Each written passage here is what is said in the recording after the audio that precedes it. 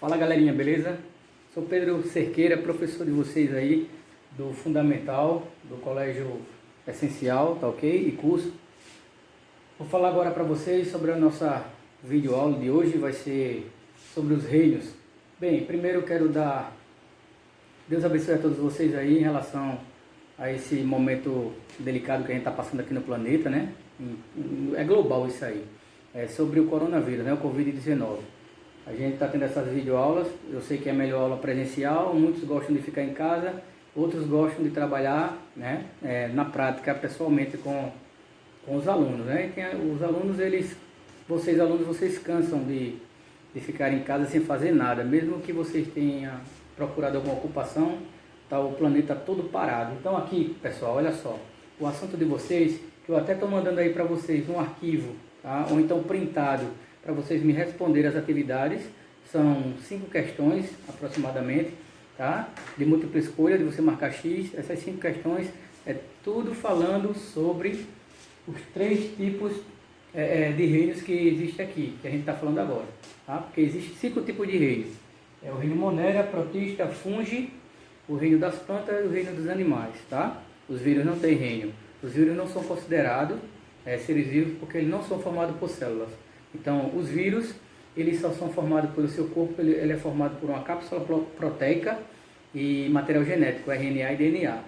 Ele entra na sua célula para destruir a sua célula, mas ele entra na realidade para multiplicar. Ele entra para unir o material genético dele com o seu, tá? Ah, professor, e outros tipos de seres pegam vírus? Sim, plantas e outros animais.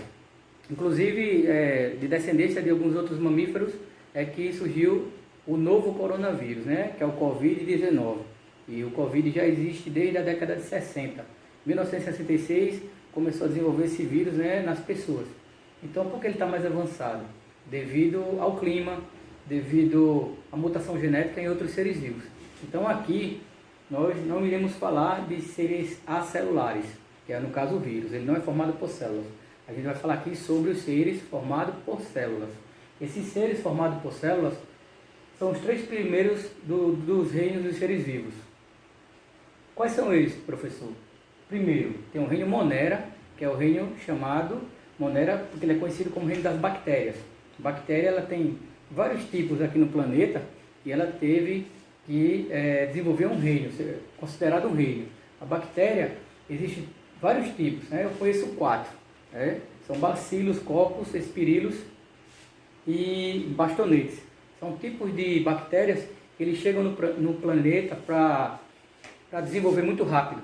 Como ele é um ser formado por célula, ele é um ser vivo, tá? O vírus não é um ser vivo. Aqui, o reino Monera, que é o reino conhecido das bactérias, oceanobactérias, são bactérias desenvolvidas na água. Elas se multiplicam muito rápido devido ao fato de ela ser formada por um único tipo de célula.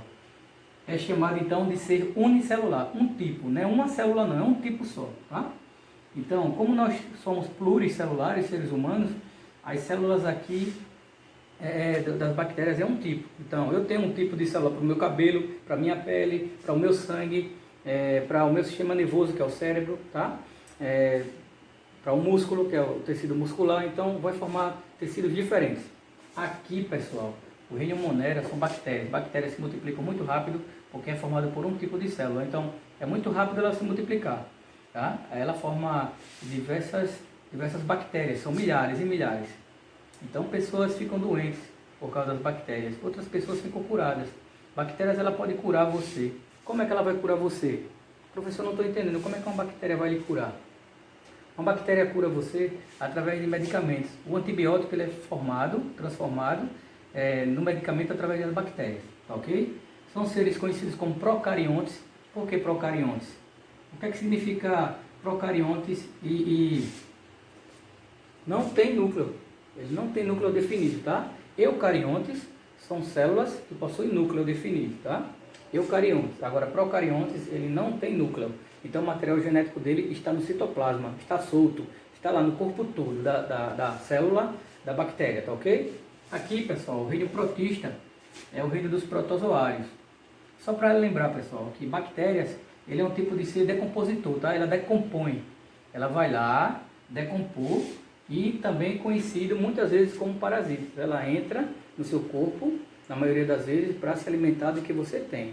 Ela vai decompor. O que é decompor, professor? Ela se alimentar de todo tipo de nutrientes, do seu metabolismo, comer tudo que você tem no seu corpo, que forma você, tá? Eu estou falando dos seres humanos, mas as plantas e outros animais, tá? Peixes, vamos falar dos peixes, dos anfíbios, vamos falar também dos répteis, dos mamíferos e das aves. Toda essa classificação de seres vivos, que será na próxima aula. Então, aqui, além de ser decompositor, também ele é considerado como um parasita decompositor. Parasita ou parasita, tá certo? O que é isso, pessoal? O que é isso, professor? Não estou entendendo. Então, a bactéria existe para ela se alimentar dos restos, tá, dos seres vivos. Morreu, não fica lá, não. Ela vai decompor, a bactéria aparece.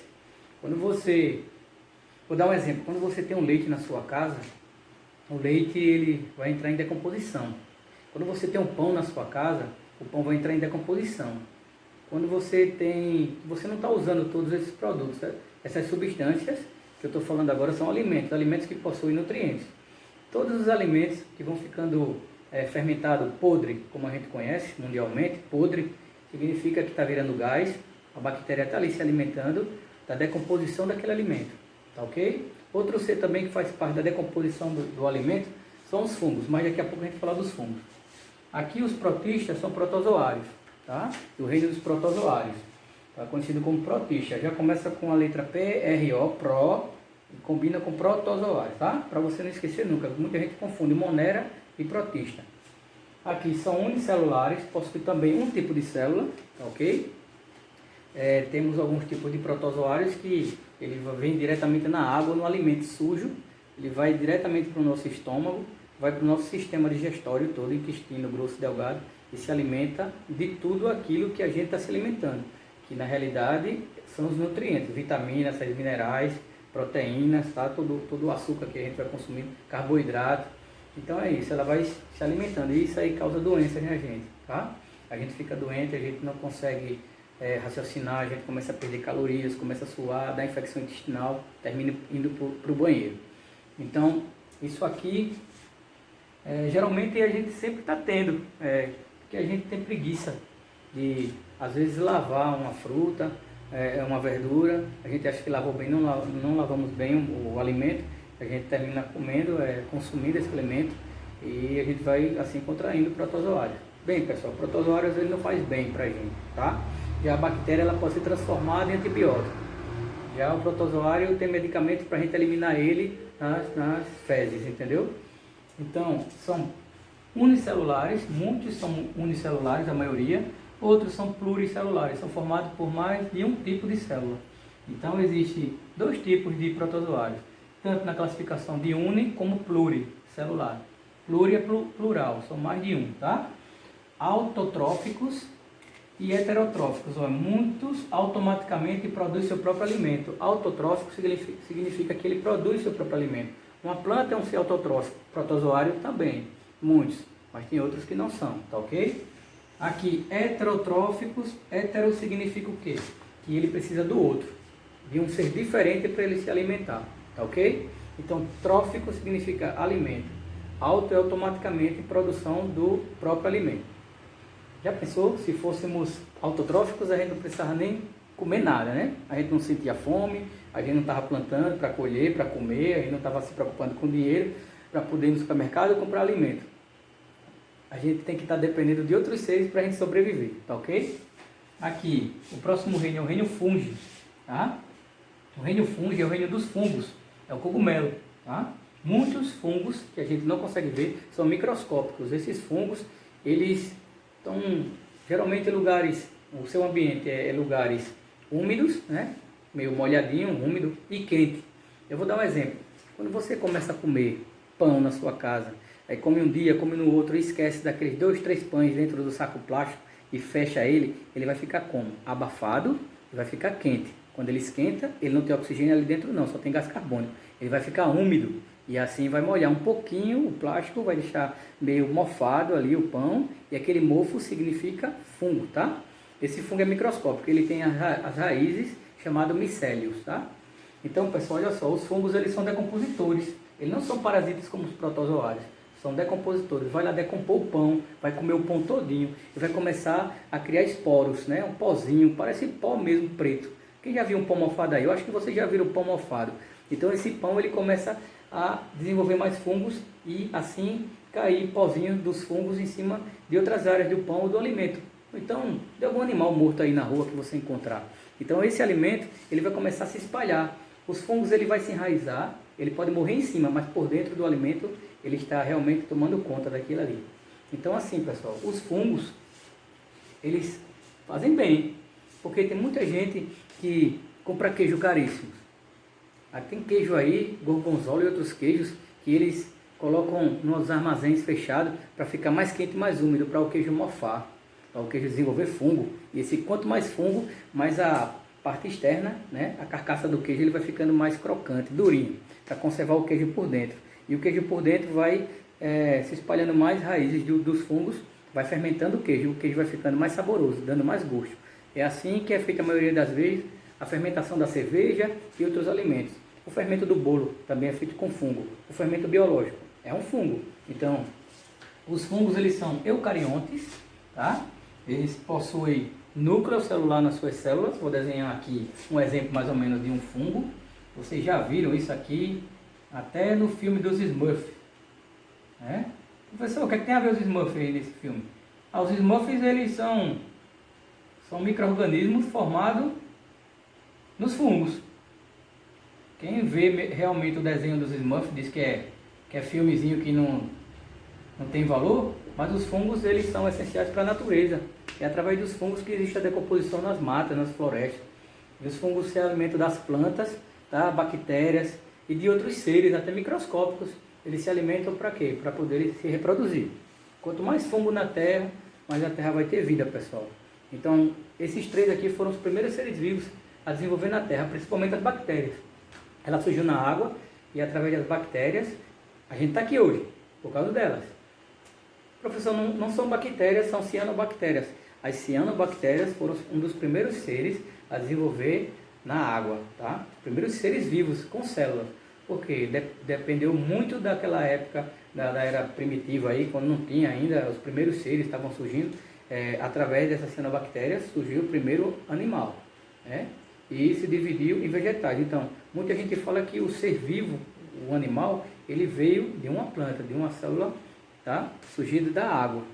Bem, fatos, né, que já foram estudados e comprovados cientificamente, e aqui estão os três primeiros, principalmente o fungo, que é o último que a gente está vendo essa revisão, pessoal, que com certeza vai cair no teste de vocês das 5 questões, tá? Dê uma lida direitinho na avaliação, que você vai prestar atenção e marcar a alternativa correta, é só uma alternativa. Eucariontes possui células, né? Possui células, não falei ainda se é uni ou pluricelular. Então os fungos ele possui eucariontes, eu tenho um núcleo, e dentro do meu núcleo tem o DNA, o material genético. Então, ela pode fazer novos descendentes, né? Bem lentamente, né? Não precisa pressa, apressado mesmo são as bactérias. Ela se multiplica muito rápido porque só tem um tipo de célula. E o seu material genético está dentro de onde? Do citoplasma, não tem núcleo. Então ela é um ser procarionte. Aqui é eucarionte porque ela tem núcleo definido. E dentro do núcleo está protegido com material genético. Está lá o material genético dela, protegendo a célula em relação às suas transformações, né? As suas multiplicações. É através do material genético do DNA que a gente dá a vida a novos descendentes, né? Filhos, filhotes, o que a gente quiser chamar, que vem depois da gente, tá? Aqui, pluricelulares, né? São formados por muitos tipos de células, não é só um tipo de célula, são vários, de 2 para cima. Possui núcleo, são vários tipos de células, e o fungo são heterotróficos. O que é isso, hétero, hein, professor? O senhor falou de heterotrófico e autotrófico. Bem, mas o fungo não é uma planta, não? Não, ele não é considerado vegetal, porque senão ela produzia seu próprio alimento. Então, heterotrófico, ela depende de outros seres para sobreviver. Pessoal, eu vou dar um exemplo aqui para vocês. Eu pego um vidrinho de maionese vazio. Eu vou dar um exemplo aqui para você. Eu pego um vidro de maionese vazio, tá? Pego um vidrinho. Vedo ele aqui. Vamos supor que esse copo aqui eu esqueci o vidro de maionese, eu coloco o papel, ele tá seco aqui, não tem nada dentro. Eu coloco aqui plástico filme, né? Vedo ele todinho, não tem nada dentro. Ó.